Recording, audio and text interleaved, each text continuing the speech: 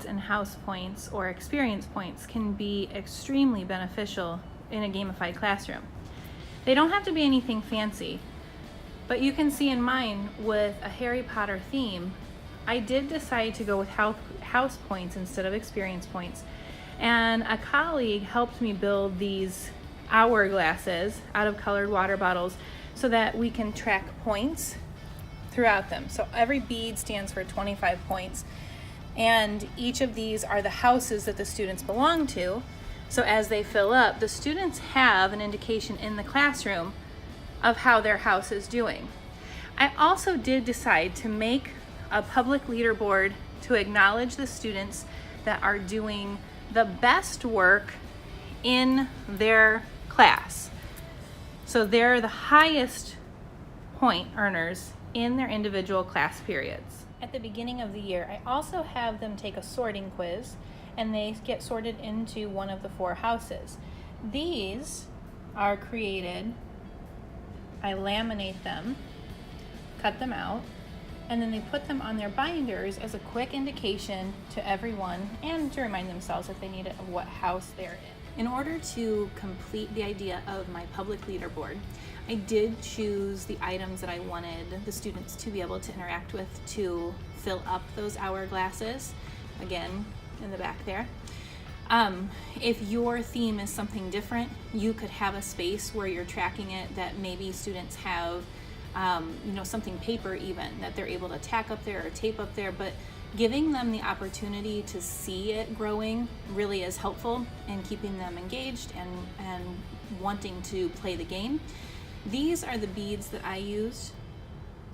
Just little crafting beads. You can get them at Michael's or Hobby Lobby, Joann Fabric, any kind of crafting store, and I'm sure you can buy them on Amazon also. I chose mine to be worth 25 points a piece. And I will say, when I began the year, I didn't award enough house points. That was a mistake that I had to start correcting.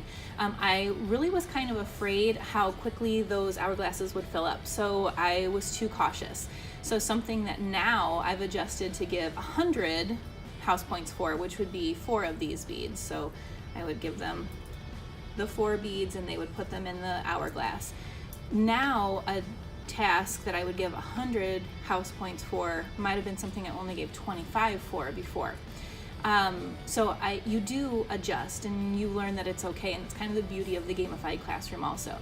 One of the other adjustments I made that really helped a lot was, even though they could track as an 8th grade which house based on those hourglasses was winning, publicly in our classroom, having that visual, because I do have the spreadsheet that's available on we use Canvas. So on our Canvas page, I've put a link to it and they can see which house is winning there too. But kind of the missing piece for me was calling out those individuals in each class who were at the top with the house points, because then students knew, who they were kind of trying to reach for in their hour.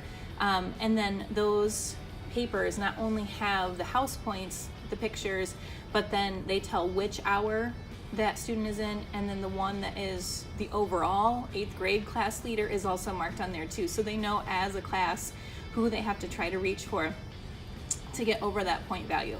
And adding that in has made a huge difference. I even have a student up there who did not like the yearbook photo that I chose. I just used the ones that are available to us from this year. So he asked if he could send in a custom picture for his. I'm like, sure, that's fine as long as it's school appropriate. So he even had fun by sending in that custom picture. So I found, not only by having them track the whole house points, that they're able to have that visual, but then by adding in that element of class leaders, that really did help. That was, like I said, the missing piece, and this all works together really well in class to keep them excited, to keep them motivated to earn the points. They're always wondering, who's in the lead now. So as you do your leaderboard, think of how you're going to entice your students into those leaderboards in the classroom. What can you do to make them more interested? So don't be scared about jumping in and using leaderboards. Having that public display, something that the kids can interact with, will make a huge difference. So you want to make sure you have something that you feel confident with, that you think the kids will like, and that you know that all of you can help maintain. I update the student leaders on my leaderboards once a week, just at the beginning of the week, and the students know that. And then as they earn house points, they drop the beads in. So that updates, daily as they get them. But they know that the other part is just a once a week thing. You don't want to forget, if this is your first time doing leaderboards, also that you do need to have some kind of online component to keep track of it. It's going to make your life a lot simpler. So I take daily a roster for each class, and as students earn house points, I make sure to just write on that roster what house points each student has earned, and then at the end of the day or during my prep period, I go in and just add those into the spreadsheet so that it updates.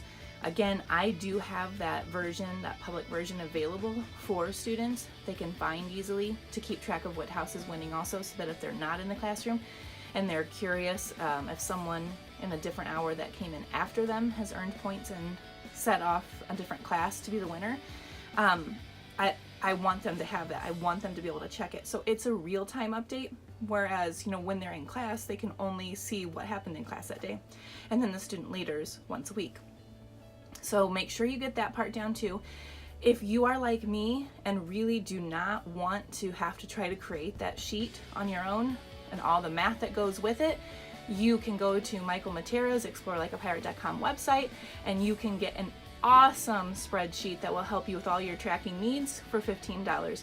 I hope you've enjoyed this episode of Mrs. Cford Vlogs, and we'll see you next time.